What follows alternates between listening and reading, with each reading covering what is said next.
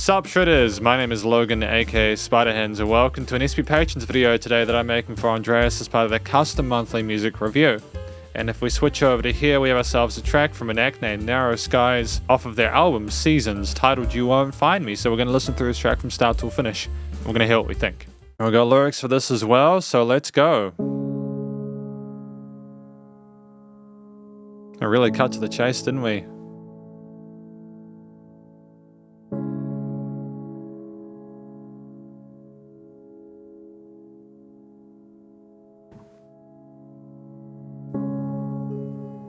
Still each breath,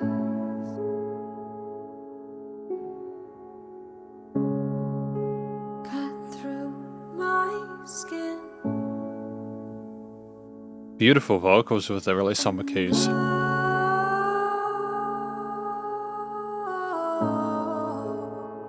Wind to wind. Phenomenal vocal run there.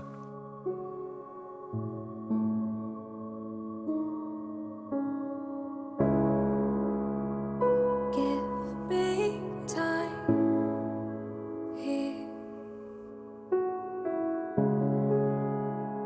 in the silence and freeze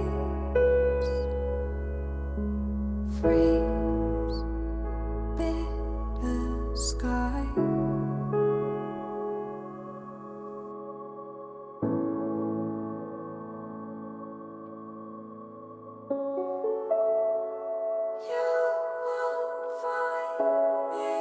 Fantastic pad-like chorus vocals here.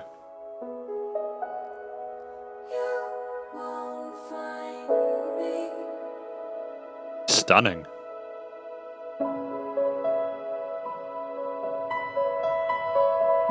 It's just great to allow the right hand to sort of develop further in lieu of the vocals at this point. Smart move.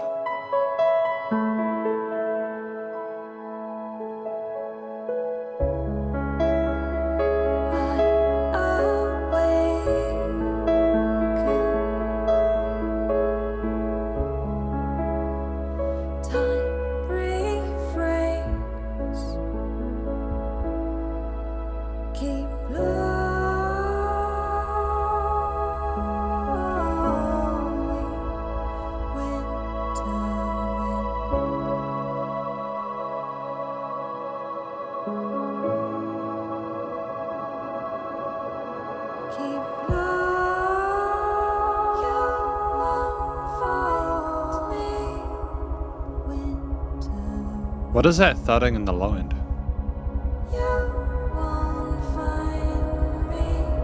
It is incredibly atmospheric.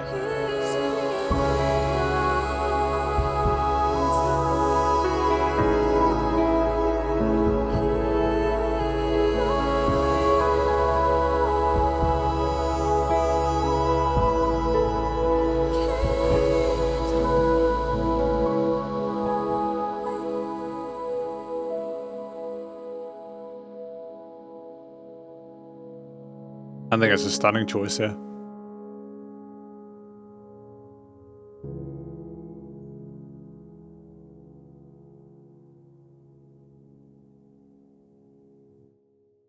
It's a very quick song.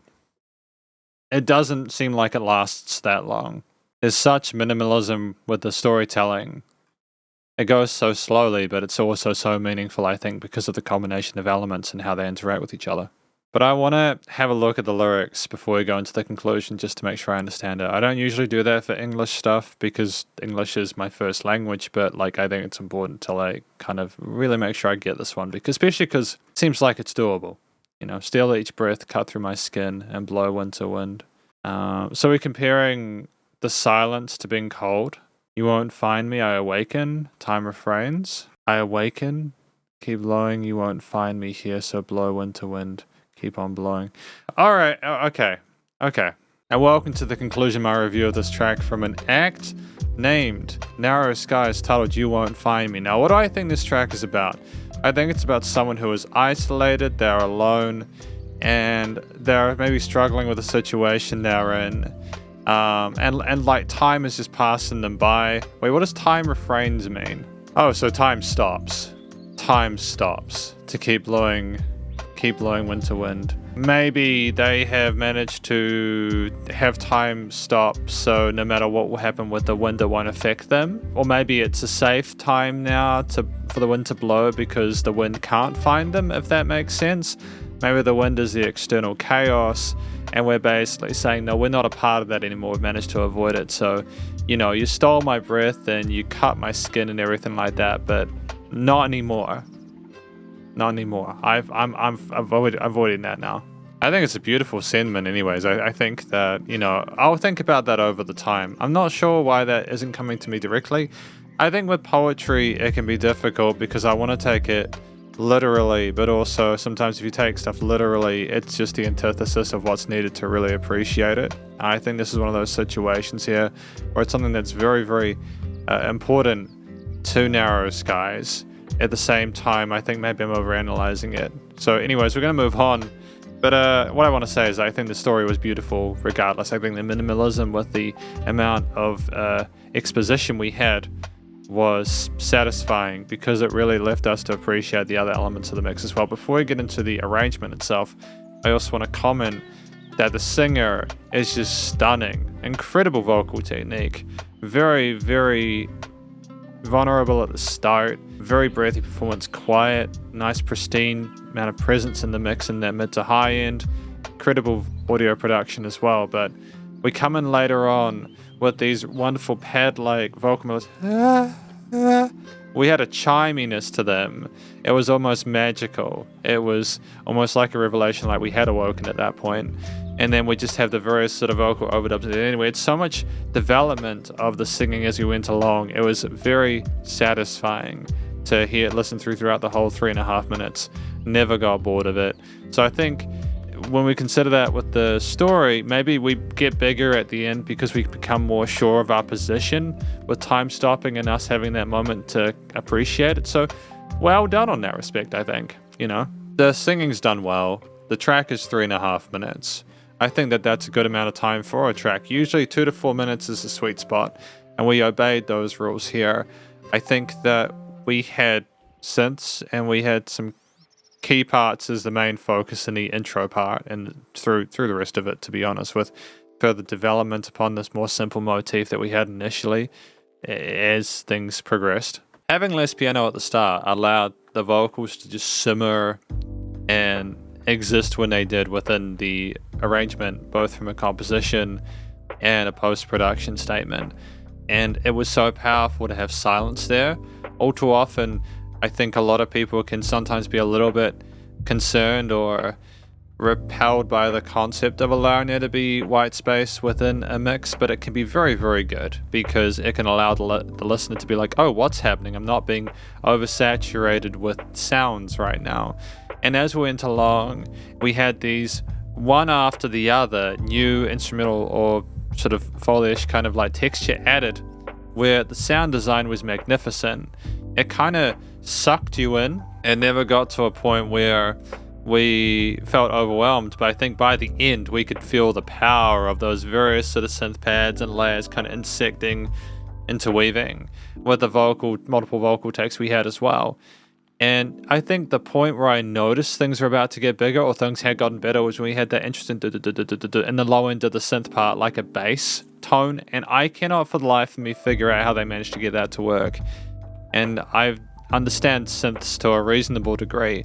I mean, I know that they have an oscillator on it and they've probably got like a real low note on the 8 octave that they might have been using for that stuff, but it was almost cinematic, and I think that's an incredible achievement because for it, to not just sound like a song, but for it to sound like an experience, that is not something you always get here. And I think especially considering how little we had in regards to the amount of different instrumental layers within this track, combined with the easy access to the vocals, it's tremendous. It's easy to digest. The piano parts that were played had a lovely amount of respect for what the singer needed to do. When the singer was absent, they played more notes, and then they simultaneously came back for when other synth elements came in as a sort of equilibrium tonally and instrumentally was created. And we notched the frequency spectrum really well, not just in the post-production, but also in the actual layering of those bits and pieces. As the track progressed, it was through composed and it was well done. The theme for the track itself was satisfying to listen to. It sounded sad, but it was so gorgeous and full of life that I didn't necessarily feel that way, and I don't think that's a detriment. It's more like a situation where we just have to accept that we are so deep into the journey of really realizing who we are as producers. We can create something otherworldly that averts expectations in a healthy way and isn't just, oh, sad lyrics is sad. It almost suggests that we're happy that that time has stopped, and even if we've had a negative experience, that isolation isn't necessarily a bad thing. It talks of winter, the feeling of winter, being isolated, alone and cold, and how it affects you, but I think it's trying to also say that we've found a way to avoid it, and the winter won't be able to reach you, and I think that is itself arguably a positive thing. But anyways, moving on from the motif and the way the various textures and stuff made me feel, there's just the studio recording, mixing and mastering. I think that the vocal parts were wonderful. They were nice and present in the mix. Probably some of the best audio production of recorded vocals I've heard in quite a while. They were pristine. The design, not just with the panning, but also the delivery of the various synth parts, the interesting, it kind of sounded like snowflakes with the right hand, kind of simmering across the center field, but also with a nice filtering EQing into it so that it sounded bright and chirpy without being too kind of brash, was dope as well. We didn't have any sort of bass and drum elements, at least not till the end with the bass. So we didn't necessarily have a set groove or pattern that we're following along to. So we didn't need to worry about sidechaining or any of that kind of stuff. But I think it was more like a movie clip because of the fact that we had, again, that low synth and the other parts going around the place. It's just very creative, and the sound design is on point. Instrument elements in the mix were leveled nicely, but there was also an incredible amount of dynamic range to this. Things just became totally silent, and then they would kind of build and glow and grow, and it was wonderful because you just never had the same thing twice.